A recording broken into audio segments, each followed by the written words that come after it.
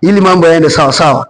Kitabu kile cha Warumi sura ile ya 3 mstari wa 9 na wa 20, nitasoma haraka haraka pale. Warumi sura ya 3 mstari wa 9 na mstari wa 20. Maandiko yanasema hivi: nini basi? Tu bora kuliko wengine? La, hata kidogo.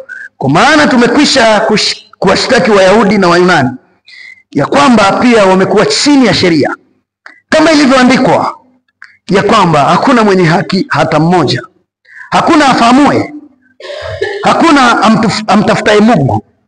Wote wamepotoka, wameoza wote pia, hakuna mtenda mema, la hata mmoja. Koo lao ni kiburi wazi, kwa ndimi zao wametumia hila. Sumu ya fira hii chini ya midomo yao, vinywa vyao vimejaa laana na uchungu. Miguu yao ina mbio kumwaga damu, uharibifu na mashaka yamo njiani mwao, wala njia ya amani hawakuijua.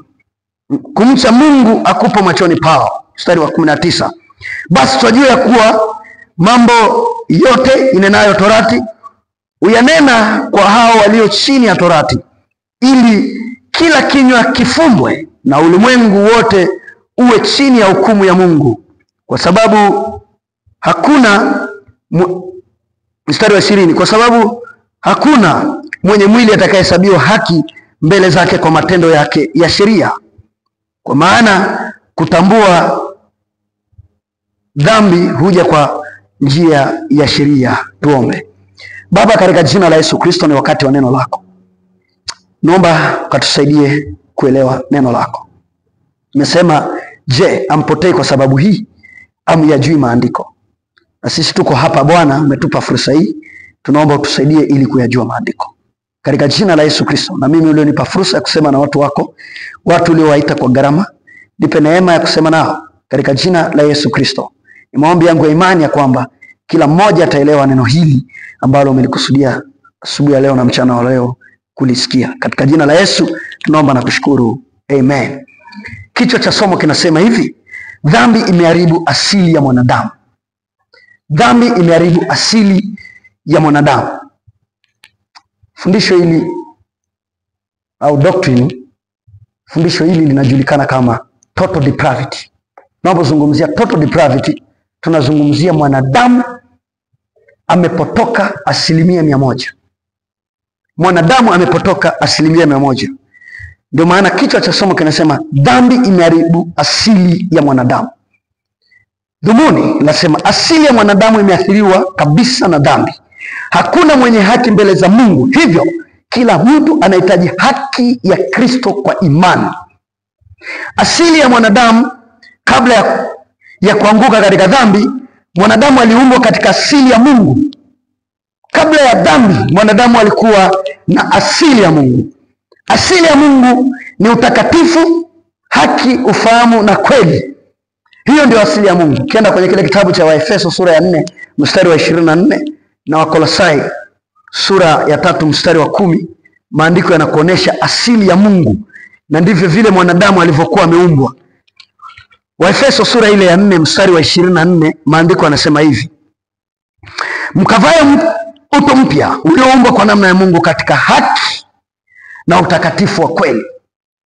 Mungu ni mwenye haki, Mungu ni mtakatifu. Kwa hiyo maandiko yanasema mkavae utu mpya. Mwanadamu aliumbwa kabla ya dhambi alikuwa ni mtakatifu, alikuwa ni mwenye haki. Lakini kile kitabu cha Wakolosai sura ya 3 mstari wa 10, maandiko yanasema hivi. Mstari wa 10 maandiko yanasema mkivaa utu upya unaofanya upya upate ufahamu sawa sawa na mfano wake yeye aliumbwa. Mwanadamu aliumbwa katika haki, katika utakatifu, lakini mwanadamu aliumbwa katika ufahamu. Sasa tunapozungumza asili ya mwanadamu imeharibika, maana yake tunazungumzia mwanadamu baada ya dhambi, haki, utakatifu na ule ufahamu wake ulipotea, uliondoka, akabaki kuwa adui na Mungu. Tunapozungumzia adui, maana yake akabaki kuwa mdhambi, akabaki kuwa muhasi. Tunapozungumzia haki maana yake ni kwamba ni kule kuitimiza sheria, kule kutokuwa na hatia. Sasa baada ya mwanadamu kuagizwa kwamba asitende dhambi, kile kitabu cha Mwanzo sura ya 2 mstari wa 15 16, alipoagizwa kaambiwa kwamba utakapokwenda kinyume utakufa hakika. Sasa sura ya 3 inatuonesha mwanadamu alienda kinyume, na ndio maana ya dhambi. Tafsiri halisi ya dhambi ni kwenda kinyume. Mwanadamu alienda kinyume na maagizo aliyopewa na Mungu, na kuanzia pale mwanadamu akawa ni mvunja sheria. Tunapozungumzia mvunja sheria, maana yake ni kwamba sio mwenye haki. Kuanzia pale mwanadamu hakuwa na haki mbele za Mungu, alikuwa ni mwenye makosa, mwenye hatia. Kilichomfanya mwanadamu kuwa adui na Mungu sio kingine, ni dhambi. Maana dhambi ni uhasi, kile kitabu cha waraka kwanza wa Yohana 3:4. Kuanzia hapo na kuendelea mwanadamu akawa muasi. Maana yake mwanadamu aliendelea kuvunja sheria au maagizo ya Mungu. Sasa basi, tunapojifunza fundisho hili ni kama mgonjwa anayeambiwa ukweli wa ugonjwa wake ili kupata tiba, lakini pia kujua namna gani atasalimika. Ndio sasa na sisi katika dhambi lazima tuambiwe ukweli ili tuweze kujua tutafanya nini, japo ukweli siku zote unapingwa. Paulo aliandikia barua kanisa la Rumi. Kanisa hilo lilikuwa na Wayahudi na watu wa mataifa. Kisoma kuanzia sura ya 1 mpaka 3, Paulo anaonyesha kuwa watu wote wako chini ya dhambi, manake wanatawaliwa na dhambi baada ya anguko. Katika sura ya 3 mstari wa 9 mpaka wa 20 anajenga msingi wa kunukuu maandiko ya Agano la Kale, hasa Zaburi na Isaya, ili kuonyesha kuwa hakuna mtu aliye na haki mbele za Mungu. Kusudi lake kufunga kila kinywa na kuonyesha kuwa kila mtu anahitaji neema ya Kristo. Lengo la ujumbe: kutufanya kuelewa jinsi dhambi imeharibu asili ya mwanadamu, kuondoa kiburi cha kujihesabia haki, kutufanya tutambue kuwa wokovu ni kwa neema yake Kristo, kutufanya tupate habari njema ya haki ya wokovu kupitia Kristo. Ndio lengo la ujumbe, ili tuweze kujua shida ya mwanadamu hapa duniani ni kitu gani, na shida yake suluhu yake ni nini.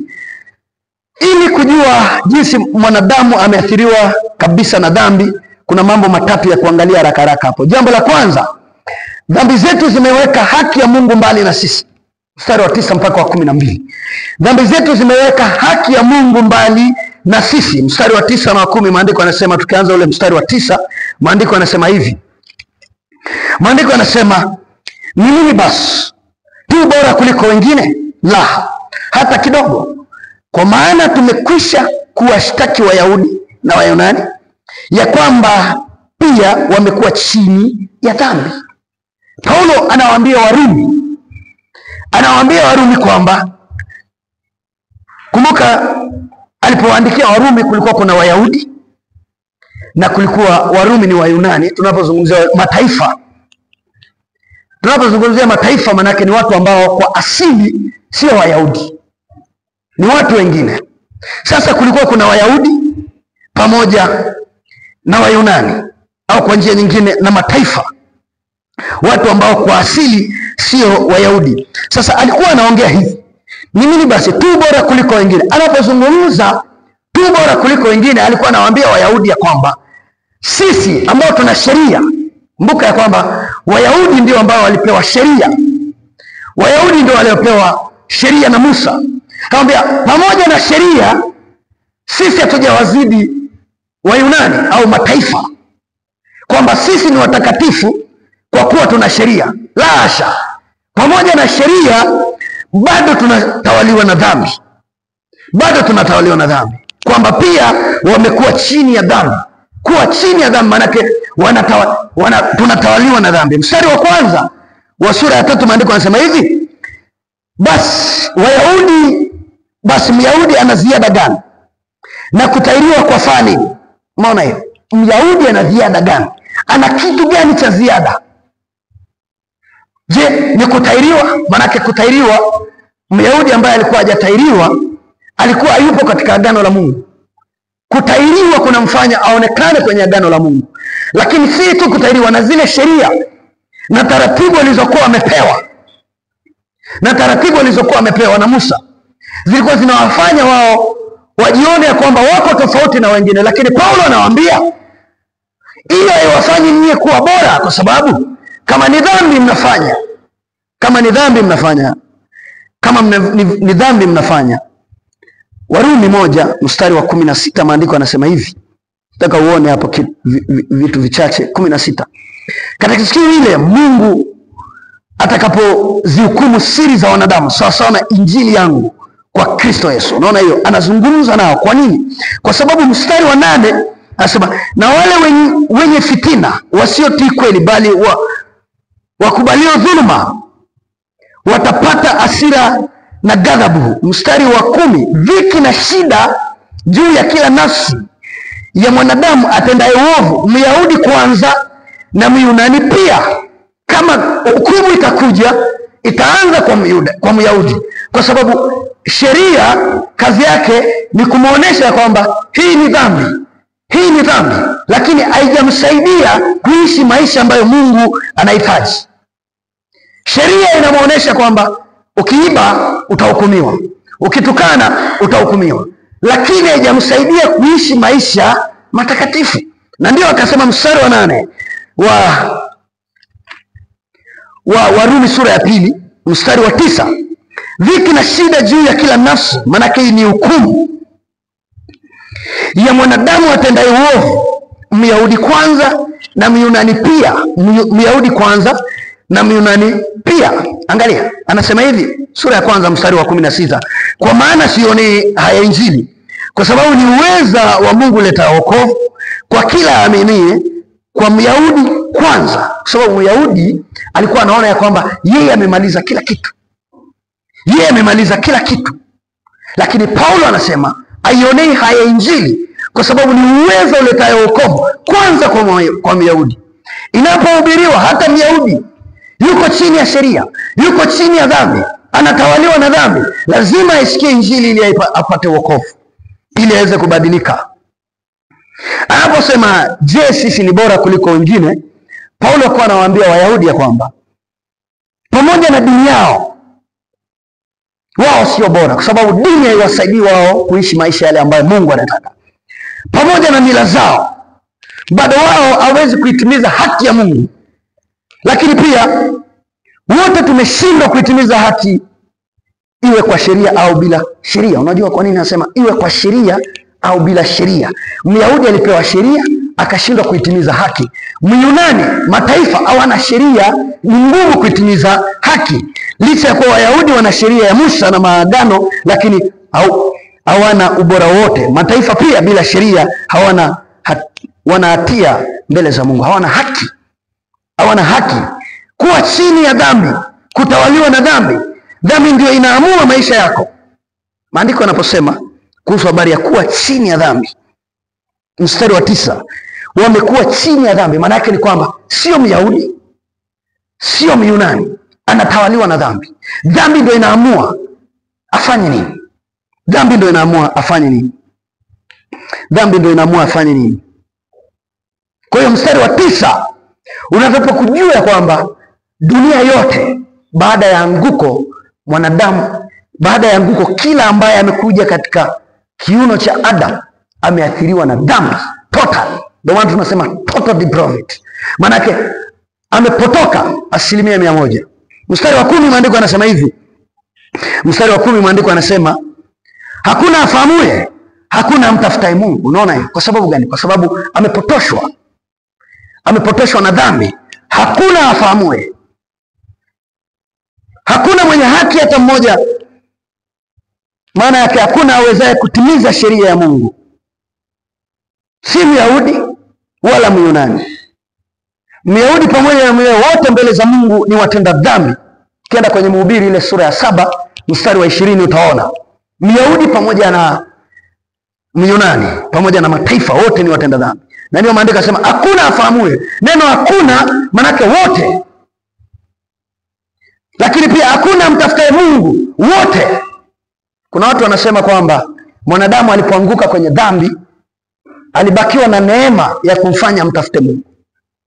So hawa wanapingana na neno la Mungu ambalo linasema hakuna afahamuye, hakuna mtafutaye Mungu. Maanake hakuna naye mwenye ufahamu wa kumtafuta Mungu. Mstari wa 12 maandiko yanasema wote wamepotoka. Nataka uone, ndio mahali, ndio kia ujumbe huu. Wote wamepotoka, wameoza wote pia. Hakuna mtenda mema la hata mmoja. Dunia yote wote wamepotoka. Neno kupotoka maanake tuna neno dhambi ni kwenda kinyume. Neno kupotoka ni kutokufuata kile ambacho tumeagizwa. Kwa hiyo hakuna ambaye anatimiza sheria. Sio Myahudi, sio Myunani. Hakuna ambaye anatimiza sheria. Hakuna ambaye anatimiza sheria. Hakuna ambaye anatimiza sheria. Kwa hiyo mwanadamu baada ya anguko aliharibika, akapotoka. Na ndio maana kukawa kuna dini nyingi. Dini ni mpango wa kumtafuta Mungu, lakini sio Mungu kumtafuta mwanadamu. Mungu anamtafuta mwanadamu kwa njia nyingine. Ziko dini za aina nyingi. Kwa sababu gani? Kwa sababu ya hatuna ufahamu wa kumtafuta Mungu. Dini maana yake ni kwamba mwanadamu anajitengenezea njia. Ndio maana unaona watu wanaweka miungu, watu wanachonga vinyago, watu wanachanjwa chale kwa sababu ya kuhangaika, kwa sababu hawana ufahamu wa kumtafuta Mungu aliye hai. Kwa sababu hawana ufahamu. Hakuna afahamue, hakuna amtafutaye Mungu. Wote wamepotoka, wameoza. Nataka uone neno kuoza, wameharibika. Dhambi imemharibu mwanadamu. Ile asili ambayo mwanadamu alikuwa ameumbwa nayo. Mwanadamu alikuwa ameumbwa mtakatifu. Mwanadamu alikuwa ameumbwa mwenye haki. Mwanadamu alikuwa ameumbwa mwenye ufahamu. Lakini baada ya dhambi, hivyo vyote vikakolapsi, vikaharibika, vikapotea. Kwa hiyo dhambi zetu zimetuweka mbali na haki ya Mungu. Kwa nini?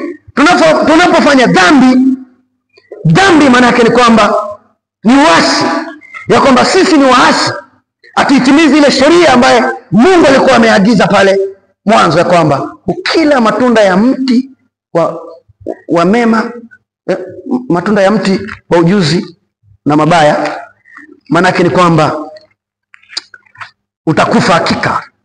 Na kuanzia hapo mwanadamu alikufa. Mstari wa 16, Bwana Mungu akamtoa huyo mtu, akamweka katika bustani ya elimu na kuituza. Bwana Mungu akamwagiza, nataka uone neno akamwagiza, amri, sheria, agizo, akisema matunda ya kila mti wa bustani waweza kula, lakini matunda ya mti wa ujuzi wa mema na mabaya usile, kwa maana siku utakapokula matunda ya mti huo utakufa hakika. Akamwagiza. Hiyo ni sheria. So kuanzia hapo sura ya 3 mwanadamu alikiuka agizo, akala lile tunda, na alipokula lile tunda kwisha habari. Tukawa mbali na haki ya Mungu. Kuna watu ambao wanaitwa Arminian. Au watu wanasema mwanadamu alipoanguka alibaki na uwezo, alibaki na neema ya kumfanya aidha amkatae Mungu au amkubali Mungu. So hakuna namna. Maandiko yanasema hakuna afahamue, hakuna amtafutaye Mungu. Maana yake ni kwamba baada ya dhambi, nenda kaangalia, kasome sura ya 3 ya Mwanzo. Adamu alikimbia kwa sababu ghafla alikuwa adui baada ya kula lile tunda. Na ndivyo mwanadamu baada ya kutenda dhambi pale Eden akawa adui na Mungu kwa sababu ya ile dhambi. Kile kitabu cha Waefeso sura ya 2 ukienda pale mstari wa 8 utaona kwamba mwanadamu akawa adui na Mungu. Zaburi ile ya 14 mstari wa 3 maandiko yanasema hivi. 14 mstari wa 3 maandiko yanasema, 14 mstari wa 3 maandiko yanasema, wote wamepotoka, wameoza wote pamoja, hakuna atendaye mema la hata mmoja. Wote wamepotoka. Kwa hiyo mwanadamu dhambi imemwathiri. Na ndio maana leo unaona watu wanaabudu. Hata juzi nilikuwa naangalia Kenya, kuna mtu anasema yeye ni Mungu ameshuka, ameacha malaika mbinguni. Dhambi, fikra imepotoka. Yeye anasema yeye ni Mungu na ameacha malaika waendelee kule mbinguni, na yeye amekuja duniani. Ukimwangalia kwa sura hivi, Nywele yani yuko ni mchafu kama vile mtu ambaye ni mtenda, yani ni mchafu hivyo. Kwa sababu gani? Dhambi imepotosha maisha ya mwanadamu, imevuruga mwanadamu, ajui afanyaje, ajui namna gani atamtafuta Mungu. Hakuna namna tunaweza kumtafuta Mungu isipokuwa Mungu ndio anatutafuta sisi. Sisi hatuwezi kumtafuta Mungu, Mungu ndio anatutafuta sisi. Lakini sababu ya pili nasema dhambi zetu zinathibitishwa na matendo yetu, maneno yetu. Dhambi zetu zinathibitishwa na maneno yetu. Mstari wa 13 na wa 14 maandiko yanasema hivi. 13:14 maandiko yanasema hivi. Koo lao ni kaburi wazi, kwa ndimi zao wametumia hila, sumu ya fira hii chini ya midomo yao, vinywa vyao vimejaa laana na uchungu. Nataka uone hiyo. Koo lao ni kaburi wazi. Hii inaonyesha mwanadamu baada ya anguko, ndani ya roho yake hakuna uzima, ndani ya roho yake hakuna uzima wala tumaini. Ndio maana nasema koo lao ni kaburi. Ni kaburi kwa sababu kinachotoka ndani yake ni mauti. Ndio maana hapo chini ndimi zao wametumia hila. Maana hila maana yake ni uongo. Uongo ndio umejaa ndani yao. Kile mwanadamu anakizungumza akina haki, akina uzima. Mstari wa 13, sumu ya fira hii chini ya midomo yao. Sumu fira maana yake ni nyoka mwenye sumu kali, na anafananishwa mwanadamu baada ya anguko, anafananishwa na huyo nyoka, ya kwamba kile kinachotoka katika mdomo wake ni sumu. Ukikisikia kinakuchana ndani, kinakuchoma ndani, kinakuua. 14, vinywa vyao vimejaa laana na uchungu. Uchungu. Kile kitabu cha Wakorintho wa kwanza sura ya 15 mstari wa 55 maandiko yanazungumzia uchungu wa dhambi. Uchungu wa mauti ni dhambi. Ndani yao kuna uchungu, manake ndani yao kuna mauti. Na kama ndani yao kuna mauti, hakuna jinsi wanaweza kuwa na uzima.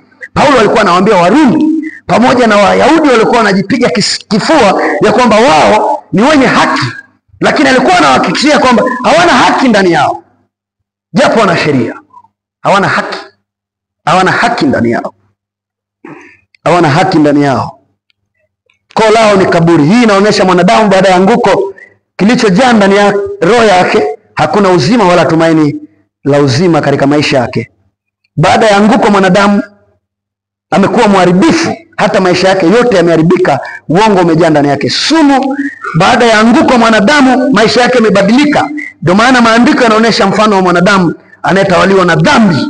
Katika midomo yao yanatoka maneno kama sumu ya nyoka, inaua, inaumiza na kuharibu. Kuna mtu akikwambia neno linaweza likakufanya ndani ya mwaka mzima au miaka mitano ukapata madhara. Kuna mtu akikwambia neno tu likatoka ndani akakwambia hata kukuletea kuparalyze, kwa sababu ndani ya mwanadamu hakuna uzima. So hii tunajifunza ili kuona ni kwa jinsi gani mwanadamu ameharibika, amepotoka. Mwanadamu ameharibika. Kinachotoka ndani yake ni laana, sio baraka. Kinachotoka ndani yake ni uchungu, maana yake ni mauti. Uchungu wa dhambi ni mauti. Uchungu wa mauti ni dhambi. Kinachotoka ndani yake ni mauti, hakuna uzima. Maneno ya midomo yake yamejaa chuki, hasira. Maneno ya midomo yake. Ndio maana maandiko yanasema kwamba koo lao ni kaburi wazi. Ni kaburi wazi, maanake unaingia ndani yake unapotea. Lakini anasema vinywa vyao vimejaa laana na uchungu, miguu yao ina mbio kumwaga damu. Vinywa vyao, sumu ya fira hii chini ya midomo yao. Vinywa vyao vimejaa laana na uchungu. Hakuna baraka ndani. Baada ya mwanadamu kuanguka pale mwanzo, hivi ndivyo vitu ambavyo vimekuwa ndani yake, kwa sababu ndivyo vitu ambavyo viko ndani ya Ibilisi. Viko ndani ya Ibilisi. So dhambi imemharibu mwanadamu, imempotosha, imemfanya kule alikokuwa anaelekea asiende, imemweka mbali na Mungu. Maneno yetu yanathibitisha ya kwamba dhambi zetu zikoje, yale ambayo tunayazungumza. Hata hapa kwenye kanisa. Leo ujue kwamba kile unachokizungumza kinaonesha wewe ni nani. Ndicho kitu kilicho ndani. Ndicho kitu kilicho ndani. Maneno yako. Ndio maana anasema hivi, koo lao, manake vile vitu wanavyozungumza vinapita kwenye koo. Ndimi zao, ulimi unazungumza. Yakobo anasema kwenye kile kitabu cha Yakobo sura ya 3 ya kwamba ulimi unapindua.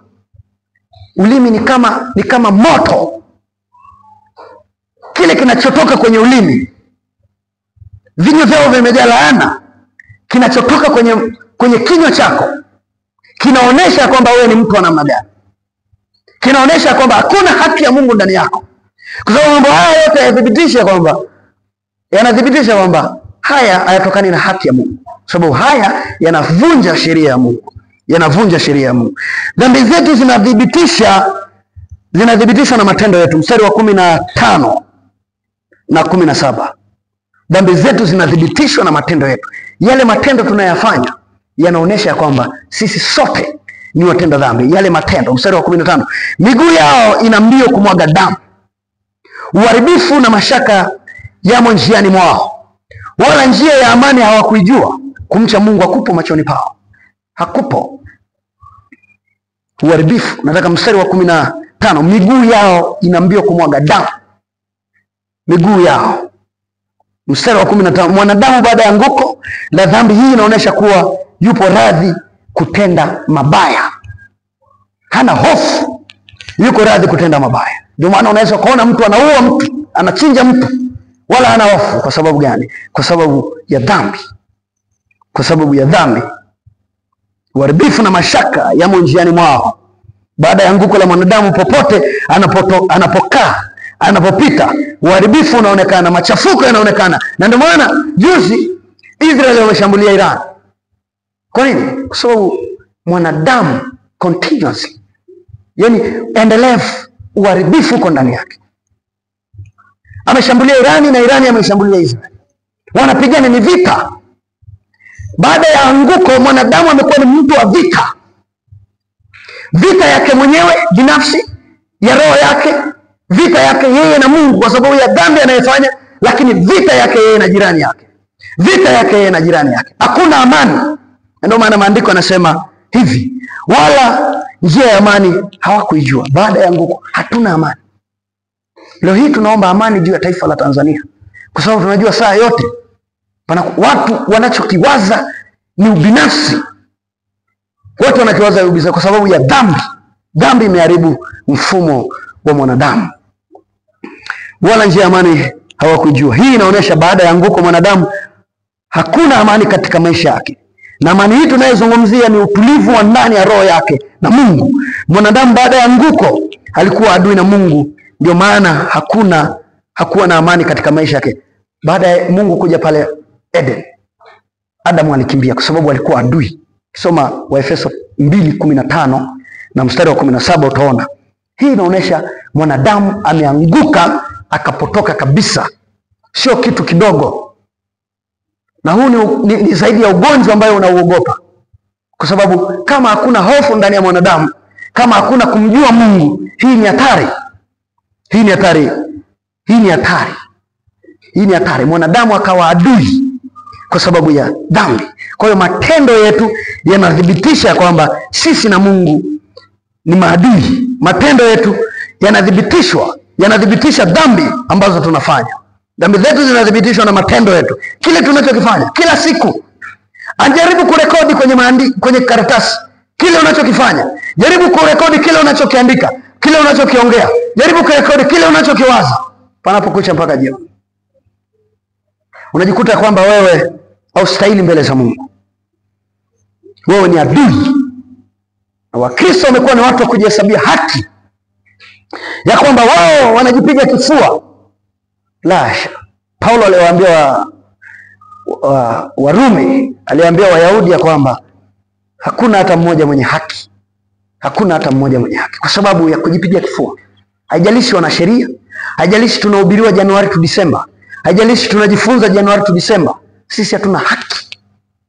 Hatuna haki. Manake sisi hatuwezi kuitimiza sheria ya Mungu. Ndio maana matendo yetu yanatuhukumu, ya kwamba sisi kila siku ni watenda dhambi, matendo yetu, maneno yetu. Jambo la 4 la mwisho, dhambi zetu zimetuweka mbali na Mungu, zimetuweka mbali. Mstari wa 18 na 20, maandiko yanasema hivi: dhambi, uasi wetu umetuweka mbali. Hakuna jinsi tunaweza kuwa waasi tukao karibu na Mungu. Mstari wa 18 na 20, maandiko yanasema kumcha Mungu akupa machoni pao. Basi tunajua kuwa mambo yote inenayo torati huyanena kwa hao walio chini ya torati, ili kila kinywa kifumbwe na ulimwengu wote uwe chini ya hukumu ya Mungu. Mstari wa 20, kwa sababu hakuna mwenye mwili atakayehesabiwa haki mbele zake kwa matendo ya sheria, kwa maana kutambua dhambi huja kwa njia ya sheria. Nataka uone mstari wa 20 unasema kwa sababu hakuna mwenye mwili, manake hakuna mwanadamu yeyote chini ya jua atakayehesabiwa haki mbele za Mungu kwa matendo ya sheria. Anaongea na Wayahudi na kuwaonesha sheria haiwezi kuwahesabia haki. Ile sheria mliopewa na Musa haiwezi kuwahesabia haki.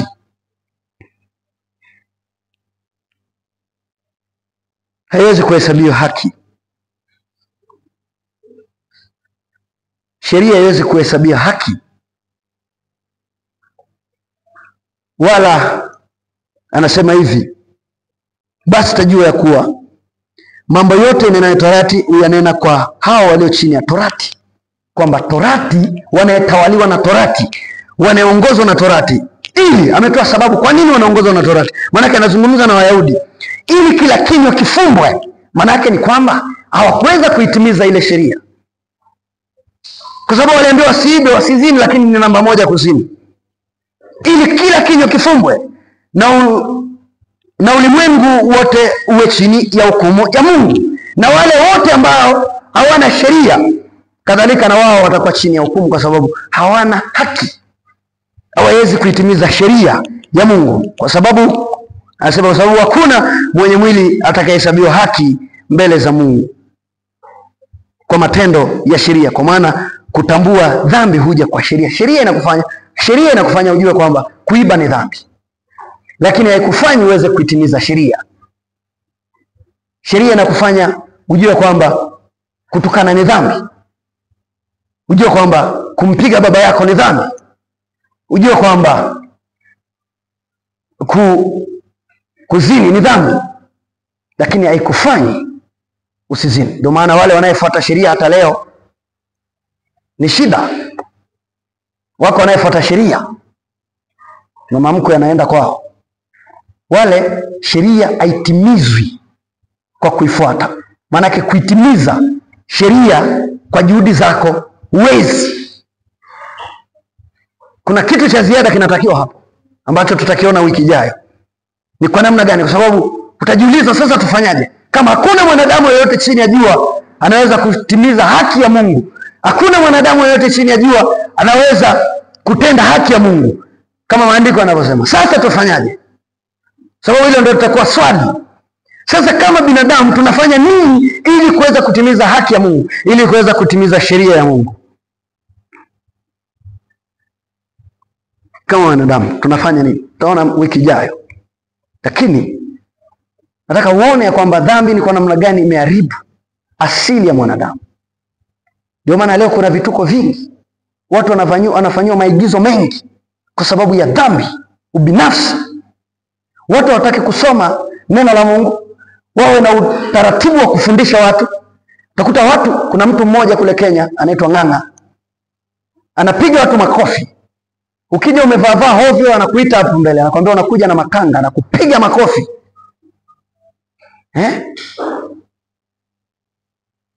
Ukija siku moja ametoa sadaka, sijui ilikuwa shilingi ngapi ya Kenya, hata ifiki 200,000, 300,000. Akasema kitu gani? Akawarushia hivi, taka nyie, nahitaji watu wa Mungu taka. Dhambi imeharibu, hakuna hofu, hakuna kumtafuta Mungu. Watu wamejiwekea vibanda kwa sababu ya fedha, sio kwa ajili ya watu wa Mungu wamjue Mungu. Hiyo ndio shida ambayo wanadamu wanayo. Na ndio maana leo, jana nilikuwa naangalia kwenye mtandao, watu wanarukishwa vichura wapate upako. Hata hapa kuna watu wanaenda kwenye kurukishwa vichura ili wapate upako. Mimi sitakufanya hivyo. Nitakwambia kile ambacho unataka kufanya. Kama ni kazi, fanya kazi. Hakuna jinsi unaweza kupata fedha kama ufanye kazi. Kama ni biashara, fanya biashara yenye haki. Wiki ijayo tutaona ni kwa namna gani tunaweza kuitimiza sheria ya Mungu. So hivyo vyote ni kwa sababu ya dhambi, total depravity. Mwanadamu amepotoka, ameharibika, amekuwa muhasi, amekuwa mbinafsi kwa sababu ya dhambi, sababu ibilisi ni mbinafsi. Ndio maana alishuka, alisema kwamba ninatamani kupanda zaidi ya Mungu ili niweze kutukuzwa. Sasa badala ya kupanda akashushwa chini kwa sababu ya ubinafsi. Aliona tamaa vile Mungu anatukuzwa, naye akaingiwa na wivu kwamba na mimi ninahitaji kutukuzwa. Na baada ya kutukuzwa akashushwa duniani, akashushwa chini. So dhambi imeharibu maisha ya mwanadamu. Dhambi imevuruga system yote ya mwanadamu. Ni jambo ambalo tunapaswa kufahamu ili tuweze kupata dawa ambayo itatusaidia sisi kuweza kutoka hapo. Wiki ijayo tutaona mstari wa 21 mpaka mstari wa 26 kama ikimpendeza Bwana, ili tuoze ni kwa namna gani. Maana maandiko yanasema lakini sasa haki ya Mungu inadhihirishwa pasipo sheria. Tutaona ni kwa namna gani haki ya Mungu inadhihirishwa kwetu pasipo sheria. Mungu alibariki neno lake. Mungu atusaidie ili tuweze kujua ni kwa namna gani tunaweza kuishi maisha ya kumpendeza, sababu tumeharibika, tumevurugwa, tumeoza kama maandiko yanavyosema. Na si tu kipande fulani, ni dunia yote. Usije ukakutana na mtu akakwambia hapana, ni dunia yote. Mwanadamu baada ya anguko, kila anayekuja kwenye resi ya Adam ni mwenye dhambi. Mungu leo hai, ninakushukuru kwa ajili ya ujumbe huu. Ninaomba ukatubariki na kutusaidia sana ili Bwana kuelewa makusudi yako. Tunahitaji neema yako. Neema yako ni uweza, ni nguvu. Kwa uweza wetu hatuwezi. Ndio maana Paulo akasema sionei haya Injili, kwa maana ni uweza wako uletaye wokovu, kwanza kwa Myahudi na pili kwa mataifa. Neno lako linapohubiriwa Bwana, na sisi ndivyo tunavyojua maisha yetu, na sisi ndivyo tunavyojua ni jinsi gani tunapaswa kuishi. Basi Bwana tusaidie, ili Bwana ujumbe huu kazidi kutusaidia kuelewa ni kwa namna gani maisha yetu yaliharibiwa na dhambi, ni kwa namna gani tunaugua kwa ajili ya dhambi. Katika jina la Yesu